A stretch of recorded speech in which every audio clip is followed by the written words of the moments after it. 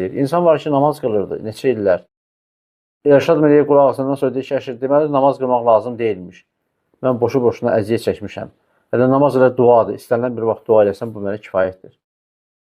Və s. Bax, belə bu nümunələr çoxdur. Belə misallar çoxdur. Ona görə də bu nəyi göstərir? Bu göstərir ki, bu insan əslində insanları dinsizliyə, elə ateizmin özünə dəvət edir.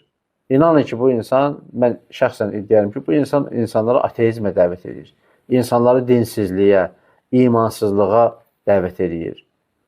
Bu insan insanları deistliyə dəvət edir. Yəni, bunun anlayışına görə şəriət anlayışı yoxdur. Çünki Quranı da istədiyi kimi oxuyur, ağlına nə gəlirsə o yöndə onu yozur. Düzdür, ağlına gəlir deyəndə ki, burada bu özü fikirləşməsinə bunları, onu da qeyd edeyim ki, dəyərli izləyicilər, bu danışdığı fikirlər var ha. Eyni fikirləri, eyni iddiaları, eyni vaxtda bunun ağlında olan, eyni fikirləri bölüşən, eyni sektaya, eyni nə bilim quruma xidmət edən, Türkiyədə olan, adını çəkmirəm, bəzi insanlar var. Ərəb dünyasına adını çəkmirəm, bəzi belə insanlar var. İngiliscə düzdür, mən ingilis dilinə dinləmirəm. Çox güman ki, o dillərdə təbliğ edən insanlar yəni eyni fikirləri paylaşırlar. Görünür ki, bunlar eyni qabdan su içirlər.